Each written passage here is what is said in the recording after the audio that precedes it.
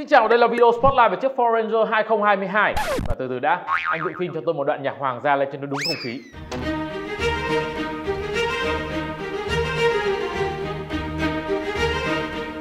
Như vậy là chiếc Ford Ranger 2022 đã chính thức bước ra ánh sáng thế hệ thứ 3 với một phần ngoại hình không có quá nhiều bất ngờ so với những ngành dò dỉ trước đây. Rất giống với chiếc F150 nhưng mẫu xe này lại có rất nhiều điểm đổi mới thú vị mà tôi cho rằng sẽ vẫn giữ vững ngôi vương ở thị trường Việt Nam. Và sau đây là 10 điểm mà các bạn sẽ muốn biết về chiếc Ford Ranger thế hệ mới. 50 là con số đầu tiên mà các bạn cần phải nhớ. Ford Ranger có chiều dài cơ sở và bề rộng cơ sở đều nở ra thêm 50mm.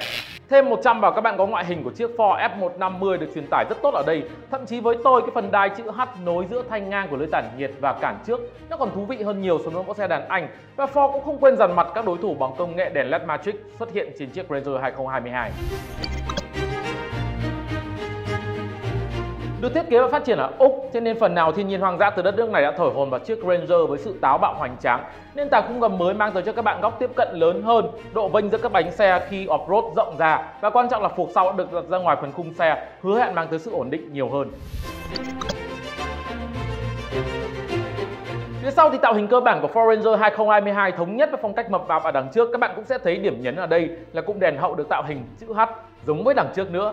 Các bạn cũng sẽ có một cái phần bệ bước chân được đặt ở phần hông xe tiếp cận với phần thùng sau. Và anh em nào mà mê camping thì chắc chắn là rất thích Ford Ranger 2022 với phần đèn chiếu sáng 360 độ quanh xe.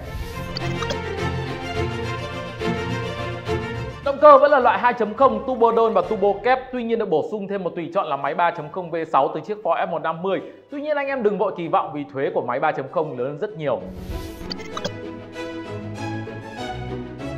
Ford Ranger 2022 được tuyên bố là có hộp số tự động 10 cấp update và chưa biết cụ thể ra sao. Đây là một điểm mà nhiều người đang chạy Ranger có quyền đặt ra sự nghi hoặc. Vì với hộp số tự động nhiều cấp nhất thị trường thì sự lúng túng của hộp số 10 cấp này đủ khiến cho người ta cảm thấy không hài lòng. Tuy vậy thì Ford có vẻ rất biết cách lắng nghe người tiêu dùng khi họ trang bị cho chiếc Ranger mới một hệ thống 4x4 full time. Bán tải chạy phố bây giờ thêm độ bám thì ngay cả khi bão tôi cũng phải đi cà phê anh em ạ. Phần bề rộng cơ sở rộng ra thêm 50mm mang tới một phần thùng sau lớn hơn, đồng thời thì cũng cho phép Ford Ranger có tải trọng tăng lên. Tuy nhiên đây không phải là điểm vui đâu vì nhiều chiếc xe bán tải có tải thùng quá lớn sẽ bị hạn chế di chuyển ở Việt Nam.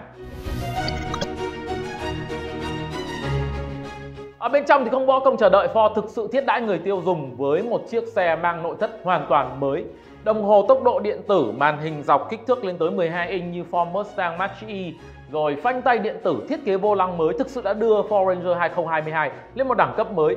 Và để nói một cách tổng quát thì khoảng 10 năm trở lại đây, Ford là một trong những nhãn xe tiêu biểu cho trường phái ứng dụng công nghệ vào xe hơi. Và như thế thì một số cái chi tiết nho nhỏ như là sạc điện thoại không dây hay các cái công nghệ hỗ trợ lái cao cấp, ví dụ như tính năng giữ làn chắc sẽ không cần phải nhắc lại.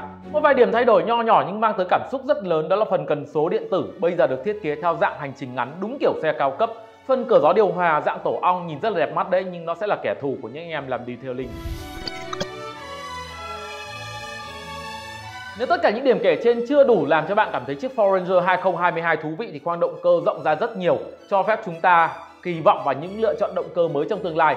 Và mới ở đây, ý của tôi là hybrid chứ không phải là V8.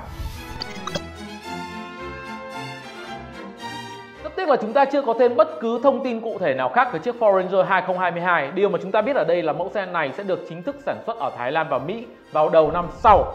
Với rất nhiều thay đổi kể trên thì rõ ràng là khó có thể kỳ vọng chiếc Ranger 2022 giữ nguyên giá bán như hiện tại. Tuy nhiên với sự ưa chuộng đặc biệt của người Việt Nam thì tôi tin rằng nhà vua sẽ vẫn là vua thôi. Và vua ở đây ý tôi là vua trên đường phố chứ không phải vua ở trên xe cứu hộ.